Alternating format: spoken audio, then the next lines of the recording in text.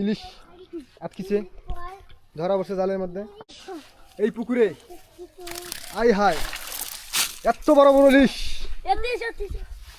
ভাই তুলছে, দেখেন এই দেখেন।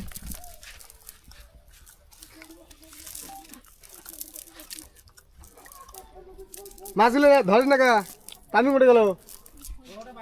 ভাই এই ইলিশ মাছটা কোথেকে আসি? বিল থেকে এসছে। মাছগুলো হাতে, মাছগুলো